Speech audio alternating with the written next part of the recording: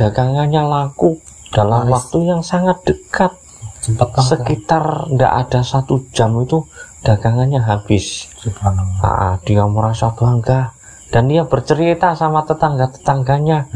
Saya setelah mandi tadi mandi di sungai sana itu loh Lojaan, kembalinya itu dagangan saya laris di sana, sehingga warga di situ itu punya inisiatif untuk mandi di situ. Wah, nanti kalau saya mandi di situ dagangan saya nanti lah.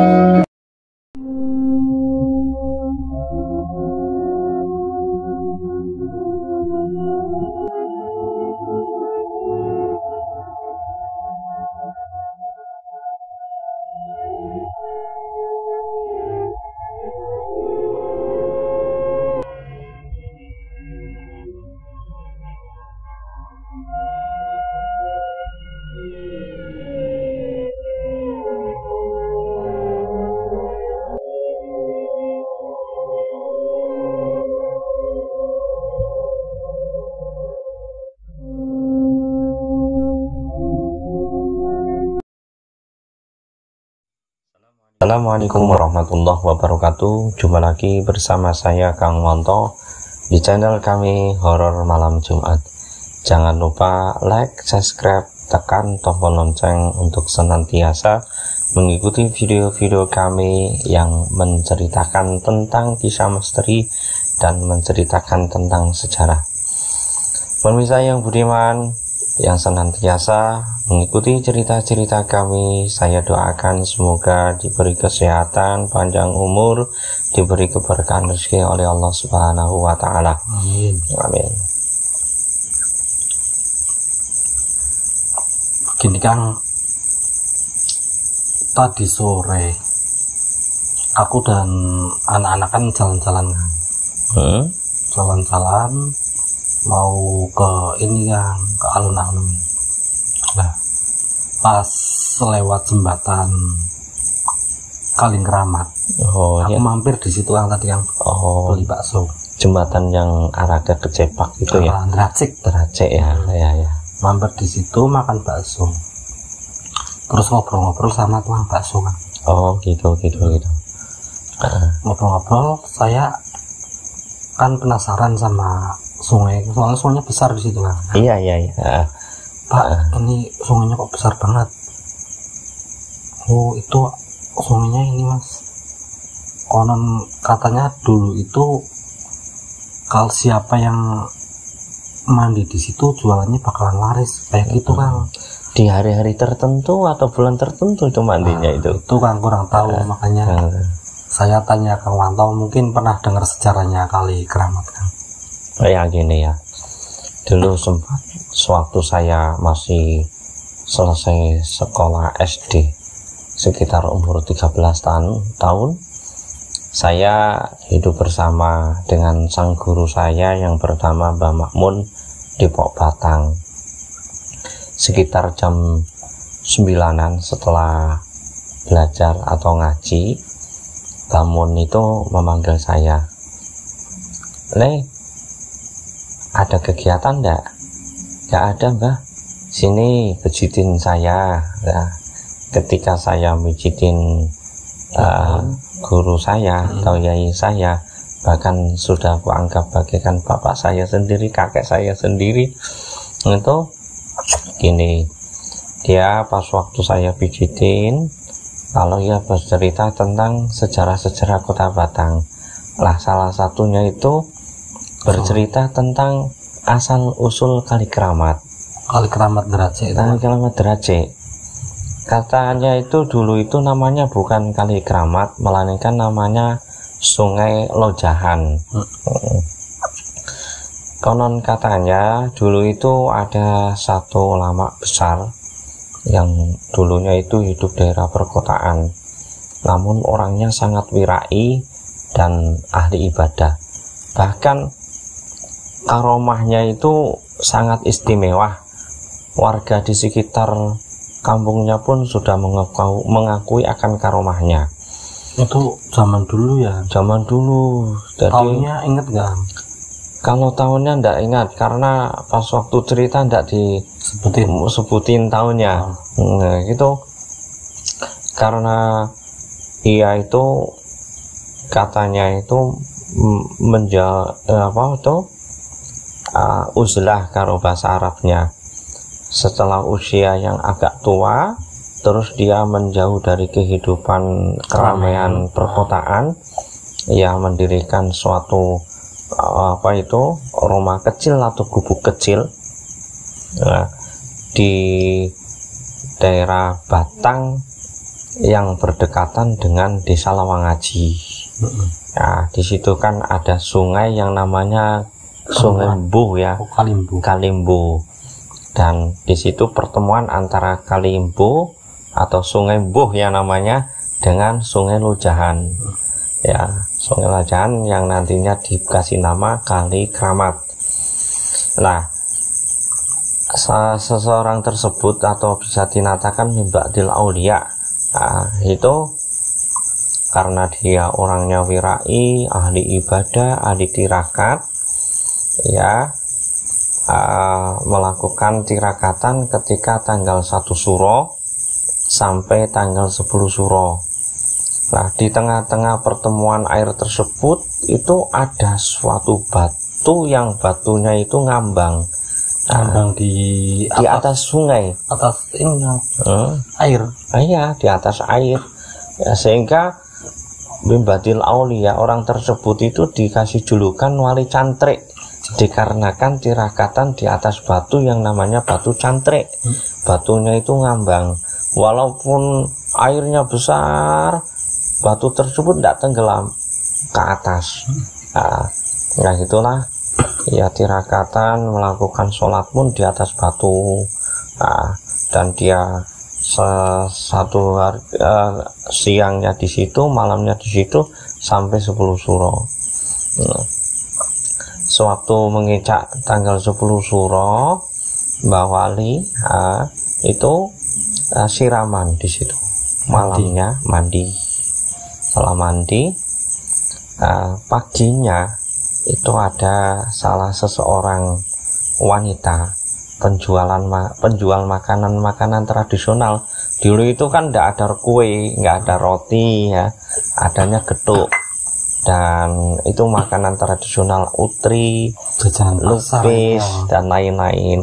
Ya, ia seorang ibu-ibu tersebut itu jualan di pasar Batang.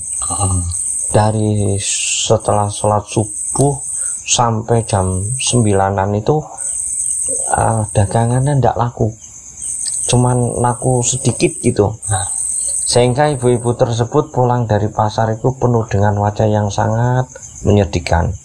Berjalan, zaman dulu tidak ada kendaraan, jalan kaki dari pasar Batang menuju ke rumahnya agak jauh, sangat lesung.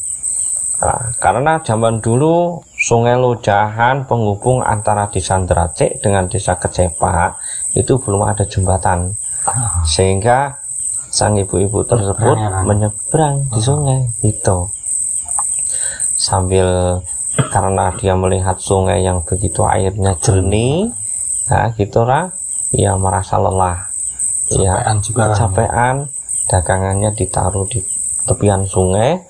Terus ibu-ibu tersebut mandi untuk menghilangkan rasa lelah dan rasa sedih dan lain-lain.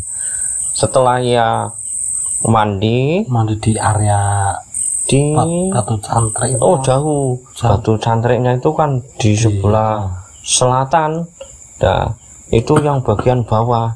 Nah, ketika setelah mandi, ia meneruskan perjalanan menyeberang sungai tersebut, naik ke atas. Di situ ada suatu perdesaan yang dinamakan Kecepak ya. Di sana jualan itu semua dagangannya laku dalam waktu yang sangat dekat. Sekitar tidak ada 1 jam itu dagangannya habis. Dia merasa bangga Dan dia bercerita sama tetangga-tetangganya, saya setelah mandi tadi itu mandi di sungai sana itu loh Lojahan, kembalinya itu dagangan saya laris di sana, sehingga warga di situ itu punya inisiatif untuk mandi di situ. Wah, nanti kalau saya mandi di situ dagangan saya nanti laris gitu kan. Wah, berbondong-bondong gitu. Nah, cerita itu tidak lama kemudian, satu jam, masih satu hari, sekitar 2 jaman, itu ada seorang wanita lanjar itu janda kembang, ya, udah lama tidak payu-payu kawin gitu, sekitar usia 25-an. Zaman dulu umur 25 itu udah agak tua gitu ya. Agak tua. Soalnya kebanyakan nikah masih muda. Wong tetangga saya aja dulu itu udah nenek-nenek, sekarang kawinan ke umur 10 tahun. Coba bayangkan masih kecil ya. Ya masih kecil. Zaman dulu itu kan masih muda, umur 15 tahun itu udah punya anak. Punya anak. Oh gitu. Itu sampai umur 25 tahun tidak payu-payu. Sehingga ketika ia di sungai membawa baju, nyuci baju, sambil mandi di situ, dan ia di dalam hati kecilnya itu merintih. Dalam hati kecilnya itu katanya merintih, ya Allah, saya ini kok tidak dapat pasangan, tidak dapat jodoh, bahkan biasa dibully dengan tetangganya. Ia merintih sambil mandi. Setelah ia mandi pulang, terus di rumah ganti baju gitu ya, ada orang yang ketok-ketok pintu. Nah, setelah dibukakan, ternyata ada seorang lelaki cakep bersama sang ayah dan ibunya berniatan untuk melamar janda kembang tersebut. Nah, setelah itu ada warga yang bertanya, loh, kamu kok baru saja didatangin lelaki cantik gitu? Lelaki ganteng cantik gitu ya. Lelaki ganteng gitu. Terus dia cerita, aku itu tadi setelah mandi di sungai Lojahan di situ, alhamdulillah atas izin Allah saya dikasih jodoh gitu. Terus tetangga pun ikut terkesima. Wah, keesokan harinya keesokan hari tanggal 11-nya warga banyak yang mandi di situ dengan berniatan supaya memperoleh karomah gitu kan. Ternyata di atas itu ada Mbak Wali Cantrek. Itu salah satu dari karomahnya dari Mbak Wali Cantrek. Nah, itu keistimewaannya. Nah, kemudian warga tersebut memberi nama Sungai Lojahan itu dikasih nama Kali Keramat, dikarenakan mendapat karomah dari Mbak Wali Cantrek yang sedang tirakatan di air tempur pertemuan antar Sungai Mbuh dengan Kali Lojahan. Nah, itulah kisahnya. Nah, itu salah satu karomah ya, karomah. Bahkan santri yang menimba ilmu dengan Mbak Wali Santri itu banyak. Itu cerita sangat lama banget mungkin ya. Itu cerita itu yang bercerita guru saya sendiri, Mbah Makmun namanya, di Desa Depok, Kota Batang. Nah, gitulah ceritanya. Kurang ataupun apabila ada kekurangan yang kemungkinan karena saya sudah cerita itu kan dari turun menurun ya, sehingga mungkin ada yang kurang dan lain-lain. Lebih detailnya mungkin ada orang lain yang lebih tahu gitu ya. Kayak jadi ceritanya gitu ya. Caranya Kali Keramat ya. Iya. Atau mungkin Mas Dupri mau mandi di sana biar tambah cakep mungkin. Tapi sekarang sungainya kadang besar, agak rawan ya.